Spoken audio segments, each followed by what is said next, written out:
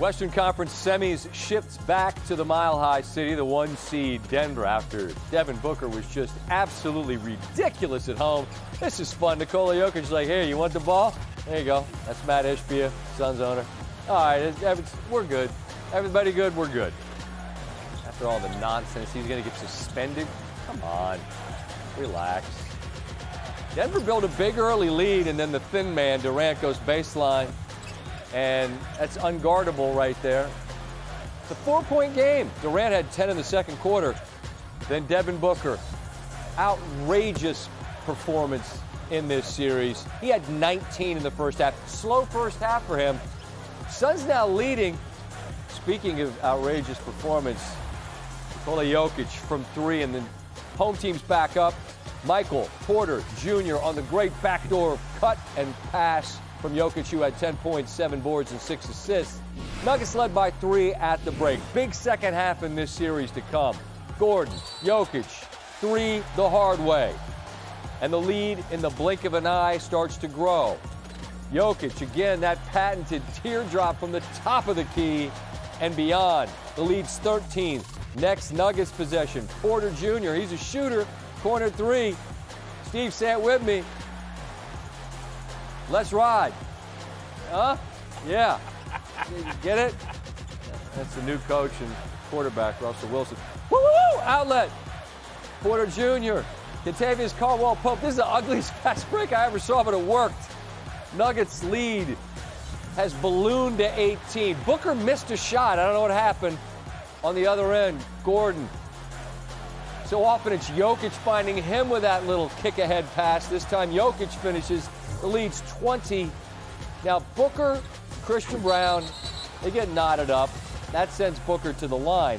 When Booker's on the line, there's all sorts of stuff going on over by the Suns bench. Booker's looking over like, what are we doing? Now, several Nuggets players are heading into the Suns huddle. Don't do that. Then Durant kind of shoves Jokic, and people accuse the Suns owner of flopping. Well, Jokic is like, hey. Whoa, come on. You don't have to beg so much for that call, big fella. Come on. Come on. Double text assessed. Carry on. Had nothing to do with the game, but given what happened the other day, everybody's paying attention. All right, big lead, and it gets bigger. There's Brown. Give me all 3 of these. The lead's back to 20. A few minutes later, Denver's in complete control. Jokic, Gordon up top. Jokic finishes with 29, 13, and a dozen assists. And the Nuggets win Game 5 by 16. Some perspective on what we're witnessing from Jokic in this one. Just the second player in postseason history to average 30, 10, and 8 through 10 games in a single postseason. And amazingly, it's not wilt on the graphic, but it is still basketball royalty from back in the day. Oscar Robertson, who did it for the Cincinnati Royals, who ultimately lost to the NBA champion. Richard Jefferson joins us now. Richard, before I get to your thoughts on this, I'm just interested in if you heard what Monty just said about we stood still a lot. What's that a sign of? Is it fatigue? Is it altitude? Is it any of those things, in your opinion? Well, there's some fatigue probably there. There's some pressure there.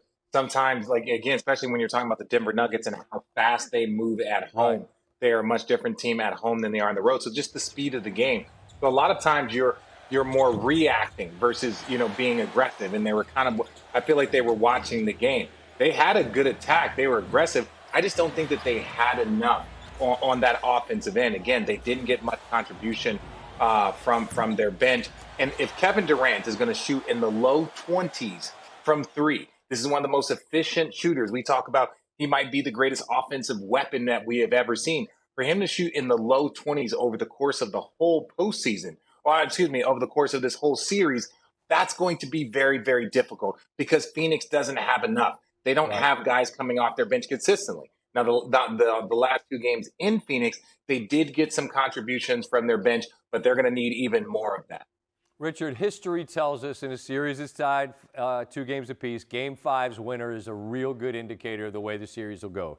What did this game tell you about the direction that this series is likely to take? That Denver is the best team, and they might be the best, most complete team left in this postseason.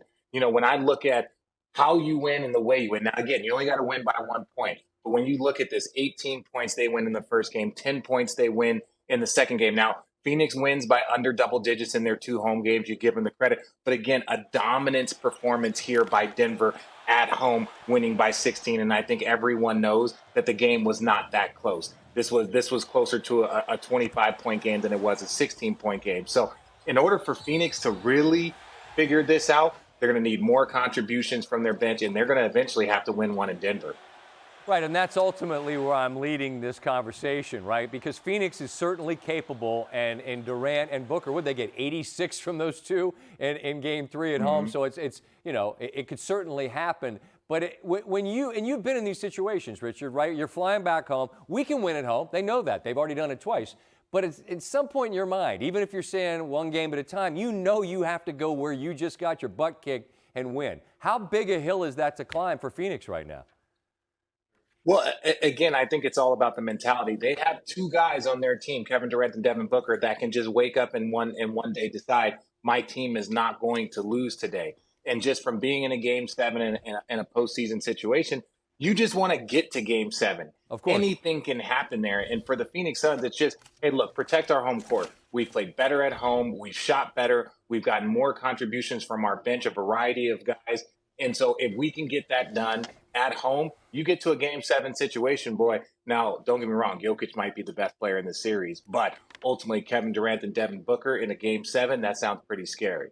All right, Game 6, by the way, Thursday night. We will be here for SportsCenter afterwards. As always, Richard, I appreciate you stopping by. Be well.